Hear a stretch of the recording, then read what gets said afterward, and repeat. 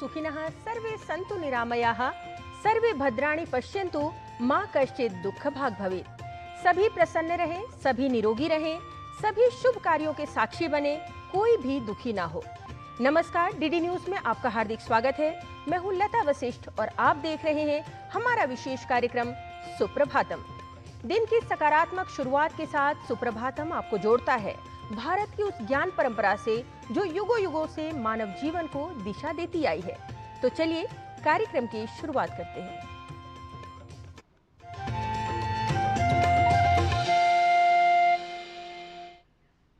भारत केवल एक देश नहीं है, बल्कि ज्ञान, साधना और संस्कार की भूमि है, जहां जीवन को समग्र दृष्टि से देखने की परंपरा रही है।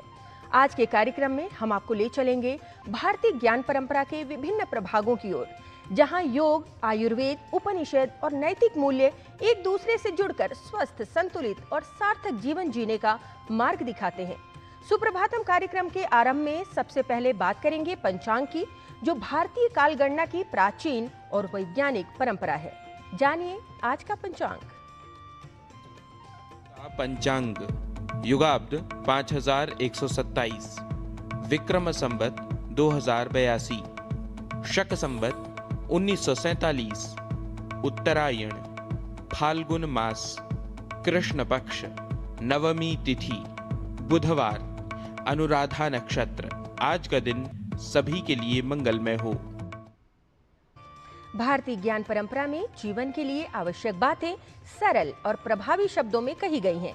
इन्हीं अमूल्य वचनों को सुभाषित कहा जाता है। सुभाषित वे विचार हैं जो धर्म, कर्तव्य, व्यवहार और मानव मूल्यों की सीख देते हैं। इन्हीं शिक्षाओं पर आधारित और वैदिक विचारों से प्रेरित है आज का सुभाषित, जो राष्ट्र को केवल भूमि नहीं बल्कि चेतना, संस्कृति और आध्यात्मिक गौरव का प्रतीक बताते हुए मातृभूमि के प्रति हमारा कर्तव्य बता रहा है। यस्येमे हिमवन्तो महित्वा यस्य समुद्रं रसया सहाहुः यस्येमाः प्रदिशो यस्य बाहु कस्मै देवाय हविषा विधेम। जिस राष्ट्र की महिमा का गान हिमालय करता है, जिसकी कीर्ति नदियों के साथ समुद्र तक प्रवाहित होती है और जिसकी भुजाओं के समान दिशाएं उसे नमन करती हैं, उस राष्ट्र को हम अपना सर्वस्व समर्पित करें। To the nation whose greatness is sung by the Himalayas, whose glory flows with the rivers to the ocean, and to whom the directions bow like mighty arms, we offer our entire being in dedication. कार्यक्रम में अब बात करेंगे भारतीय ज्ञान परंपरा की। आज के भागदौड़ भरे जीवन में जब इंसान मानसिक शांति की तलाश में भटक रहा है, तब हमारे देश के प्राचीन शक्तिपीठ आज भी आस्था और ऊर्जा का केंद्र बने हुए हैं। ऐसा ही एक दिव्य स्थल है ओडिशा का बिरजा मंदिर, जहां केवल पूजा नहीं बल्कि आत्मिक शांति का अनुभव होता है। देखिए गिरीश मिश्र की ये रिपोर्ट।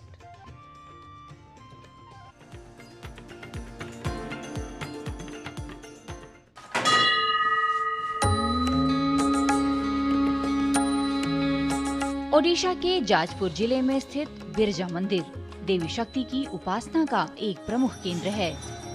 मान्यता है कि यह स्थान 51 शक्तिपीठों में से एक है, जहां मां सती का नाभि भाग गिरा था। यहाँ विराजमान है मां बिरजा, जिन्हें महिषासुरमर्दिनी के रूप में पूजा जाता है। मां की प्रतिमा में शक्ति, साहस और करुणा, इन तीनों का अद्भुत संगम दिखाई देता है।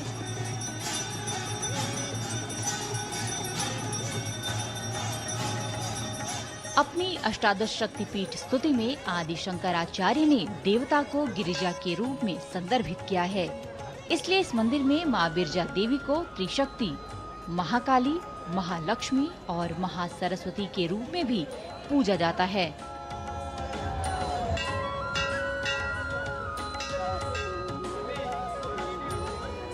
मां बिरजा मंदिर में दैनिक अनुष्ठान तांत्रिक और वैदिक प्रथाओं का मिश्रण है। दिन की शुरुआत भोर में मंगला आरती से होती है, जो वातावरण को दिव्य ऊर्जा से भर देती है। दिन भर फूल, अगरबत्ती और पूरी श्रद्धा से तैयार किए गए पारंपरिक भोजन सहित विभिन्न प्रकार की भेंटें चढ़ाई जाती हैं।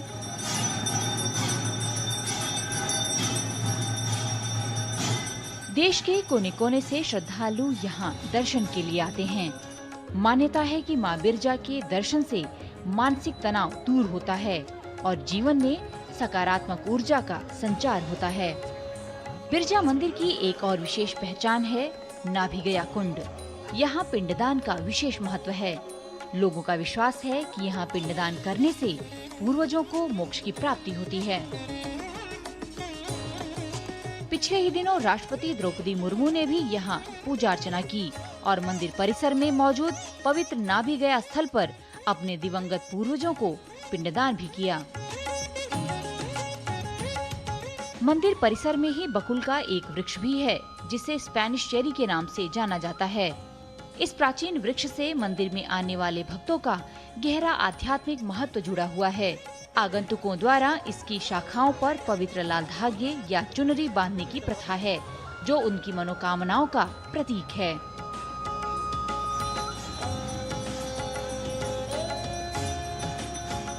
नवरात्रि के दौरान बिरजा मंदिर में भव्य आयोजन होते हैं। 9 दिनों तक चलने वाली रथ यात्रा और विशेष पूजा इस मंदिर की अनूठी परंपरा है। बिरजा मंदिर सिर्फ एक धार्मिक स्थल नहीं, बल्कि हृदय को सुकून देने वाला स्थान भी है।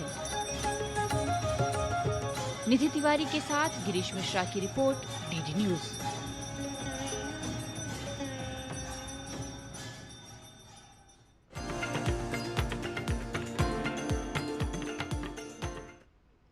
तो देवी देवताओं की भूमि भारत आज भी एक आस्था का केंद्र है, जिसमें सभी आयु के वर्ग जाते हैं, पहुंचते हैं और आत्मिक शांति, आध्यात्मिक शांति का लाभ प्राप्त करते हैं। कार्यक्रम में अभी समय है एक ब्रेक का। ब्रेक के बाद जल्द लौटेंगे। आप देखते रहिए डीडी न्यूज।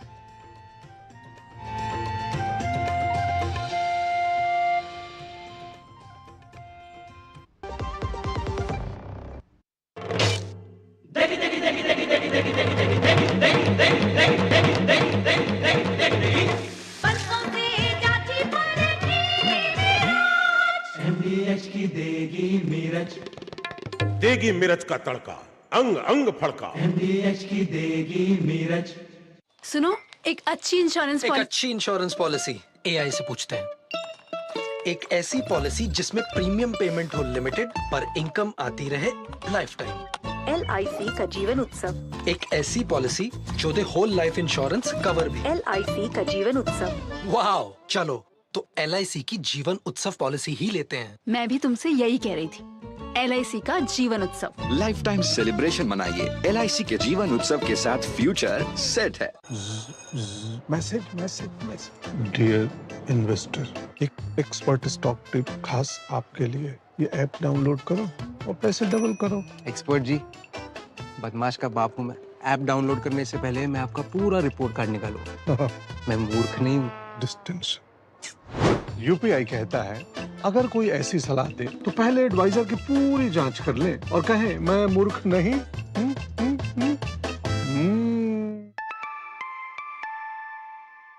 जाइए, आप भी किसी का टेस्ट लीजिए।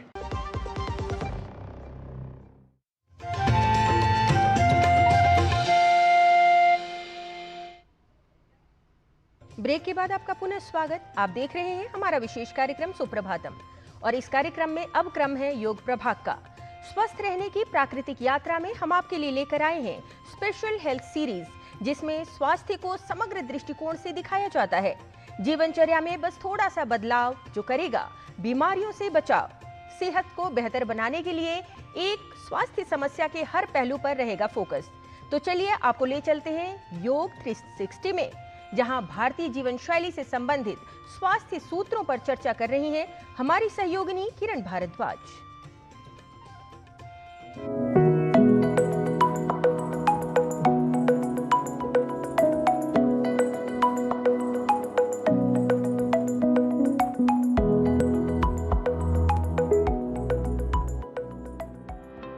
योग 360 में आपका स्वागत है। मैं हूं किरण भारद्वाज।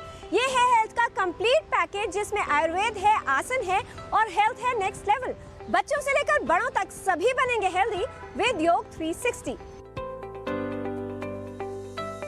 आज सबसे पहले एक सीक्रेट सवाल, क्या आज सुबह वॉशरूम से आप टाइम पर बाहर निकले या फिर मोबाइल के साथ लंबी मीटिंग चली? अगर आपने दूसरा ऑप्शन चुना है तो घबराइए मत, क्योंकि आप अकेले नहीं हैं जो कब्ज से परेशान हैं, लेकिन हमारे पास इसका समाधान है। कब्ज एक सामान्य पाचन समस्या है। यदि आहार का पाचन ठीक न हो तो कब्ज की समस्या हो सकती है। वैसे तो ये समस्या किसी भी उम्र में हो सकती है, लेकिन अधिकतर बढ़ती उम्र के लोगों में देखी जाती है। आमतौर पर कब्ज की समस्या गंभीर नहीं होती, लेकिन कुछ लक्षण हैं जो इसकी गंभीरता का संकेत हो सकते हैं। कब्ज के साथ शौच में खून आना, वजन कम होना, भूख कम लगना या पेट में तेज दर्द होना। यदि कब्ज के साथ इनमें से कोई भी लक्षण हो तो गंभीरता का विषय हो सकता है। तो इसे दूर कैसे किया जाए? इसके लिए आप कर सकते हैं कुछ आसन, आहार और औषधि का उपयोग। कॉन्स्टिपेशन, जिससे चुपचाप करोड़ों लोग परेशान हैं, तो आपकी सुबह को आसान बनाने का रास्ता दिखाएंगे ये आसन।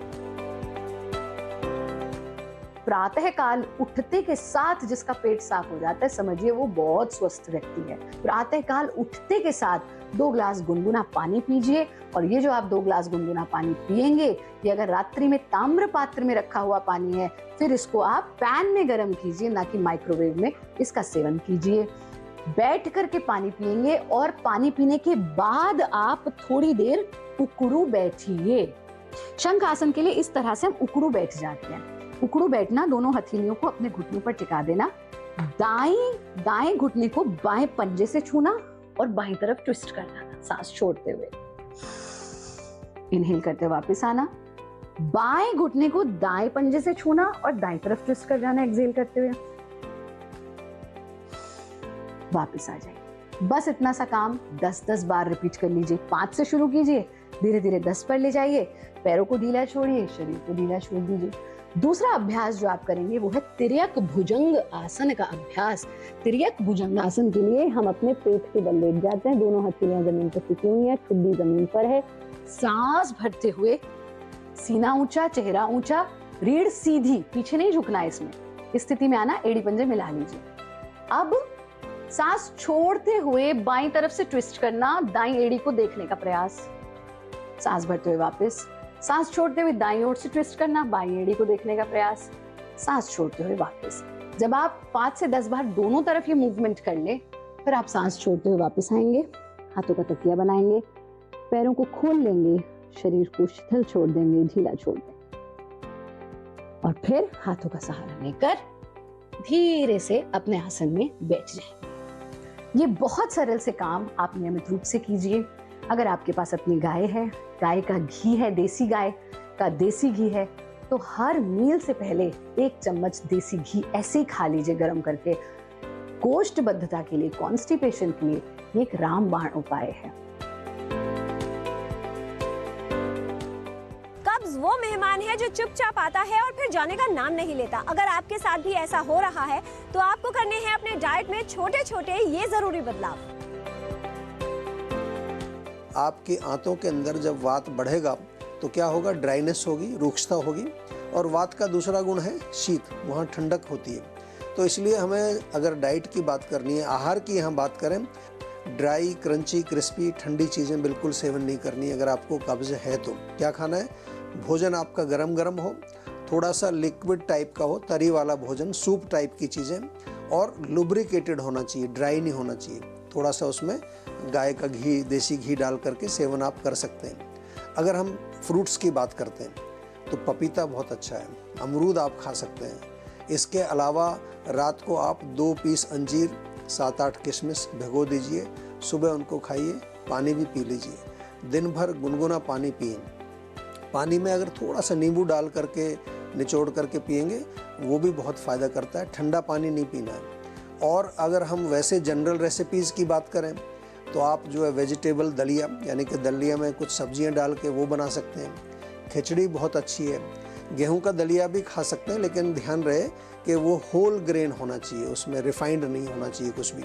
और साथ में आजकल ओट्स का दलिया मिलता है, वो सेवन कर सकते हैं। मूंग दाल की खिचड़ी आप खा सकते हैं। फाइबर युक्त सब्जियां बहुत अच्छी हैं, लौकी है, तोरी है, टिंडा है, पालक है, मेथी है, बथुआ है। जो पत्तेदार सब्जियां जिनमें फाइबर होता है वो बहुत अच्छी रहती है, क्योंकि उससे हमारा पेट साफ होता है। कॉन्स्टिपेशन, जिसके बारे में लोग बात करने से भी शर्माते हैं, ये ना दवा से डरता है और ना ही समय से, लेकिन इसे किया जा सकता है दूर इन आयुर्वेदिक उपायों से। 24 घंटे में एक बार पेट साफ नहीं हो रहा है, पेट में डिस्कम्फर्ट है, तो आप इसको समझें कि मुझे कॉन्स्टिपेशन है।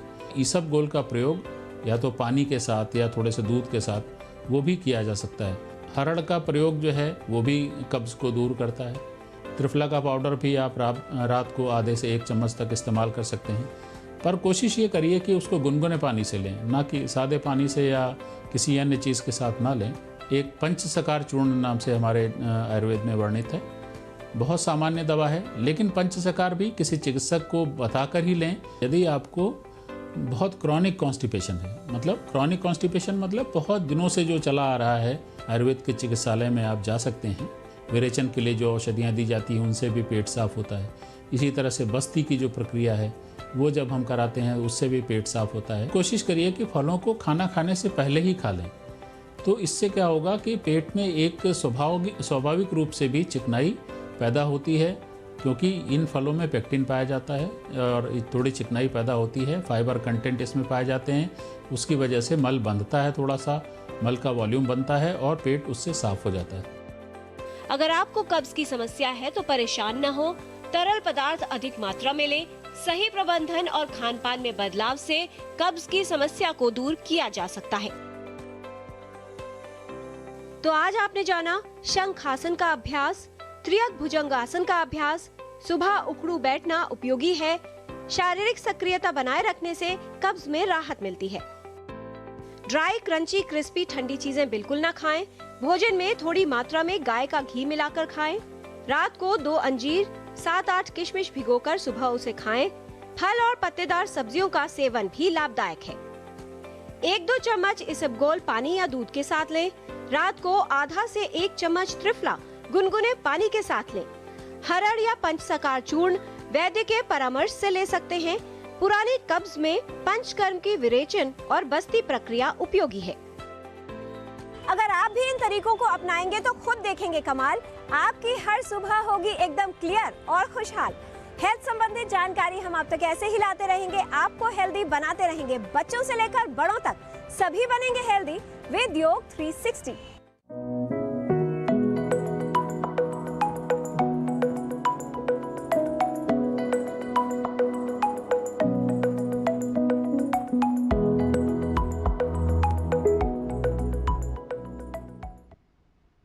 तो स्वस्थ शरीर के लिए आसन, आहार और औषधि से संबंधित महत्वपूर्ण जानकारी के बाद अब बात करेंगे वाणी और मन के स्वास्थ्य की।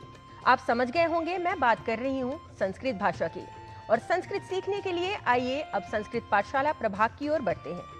संस्कृत कक्षा में आज कुछ पदों के अर्थों एवं प्रयोगों के द्वारा संस्कृत का अभ्यास करा रहे हैं हमारे सहयोगी गवीश द्विवेदी।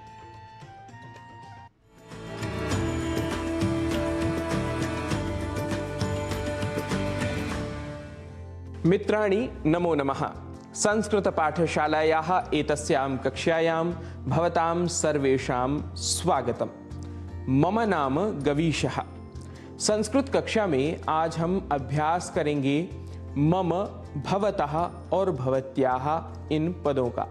हमने पिछली कक्षा में इन पदों के प्रयोगों को सीखा था। मित्रों आप ध्यान करिए, हमने सीखा था मम का अर्थ मेरा, भवतः और भवत्या का अर्थ है आपका, पर पुल्लिंग में भवतः एवं स्त्रीलिंग में भवत्याः का प्रयोग हमें करना है। अब मैं आपको कुछ शब्द बताऊंगा जिनके साथ मम, भवतः और भवत्याः का प्रयोग करते हुए हम साथ मिलकर अभ्यास करेंगे। आपकी सुविधा के लिए हम स्क्रीन पर आपको यह वाक्य दिखा भी रहे हैं। पहला पद है देशः। अब देशः इस पद के साथ मम, भवतः और भवत्याः का प्रयोग कर पीछे पीछे मेरे साथ बोलिए। देश के साथ जब हम ये पद प्रयोग करेंगे तो पहला वाक्य बनेगा मम देशः। अर्थात मेरा देश। भवतः देशः अर्थात आपका देश। भवत्याः देशः अर्थात आपका देश। भवतः इसका प्रयोग पुल्लिंग को उद्देश्य करके और भवत्याः इस पद का प्रयोग स्त्रीलिंग के लिए होगा, यह हमें ध्यान रखना है। इसी प्रकार पद है राज्यम अर्थात राज्य, स्टेट। मम राज्यम मेरा राज्य। भवतः राज्यम आपका राज्य और भवत्याः राज्यम आपका राज्य यानी आपका स्टेट। ग्रामः मम ग्रामः। मम ग्रामः। भवतः ग्रामः। भवत्याः ग्रामः। कुंचिका अर्थात चाबी, की। मम कुंचिका। भवतः कुंचिका। भवत्याः कुंचिका। स्यूतः अर्थात थैला, बैग। मम स्यूतः। भवतः स्यूतः। भवत्याः स्यूतः। पत्रिका, मैगजीन। मम पत्रिका। भवतः पत्रिका। भवत्याः पत्रिका। धनम पैसा, मनी। मम धनम। भवतः धनम। भवत्याः धनम। भगिनी अर्थात बहन, सिस्टर। मम भगिनी अर्थात मेरी बहन। भवतः भगिनी अर्थात आपकी बहन। भवत्याः भगिनी अर्थात आपकी बहन।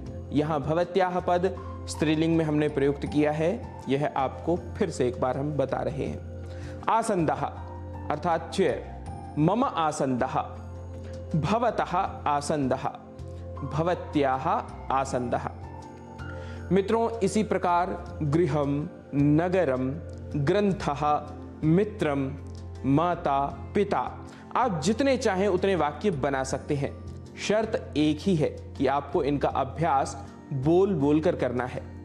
भाषा क्योंकि बोलकर ही आती है, केवल समझ लेने से आप भाषा जानते हैं यह समझना उचित नहीं है। अतः यदि आप सच में संस्कृत भाषा सीखना चाहते हैं तो प्रतिदिन 10 मिनट इसे बोलने का संकल्प लेकर ऐसे छोटे छोटे वाक्यों से आप संस्कृत सीखने की यात्रा आरंभ करिए। कोई सहायता या सहयोग की अपेक्षा हो तो आप सोशल मीडिया, विशेष रूप से X इत्यादि पर हमसे संपर्क कर सकते हैं। अस्तु, अभ्यास के क्रम में आज यहीं लेते हैं विश्राम। नए पाठ के साथ होंगे उपस्थित, तब तक के लिए नमो नमः।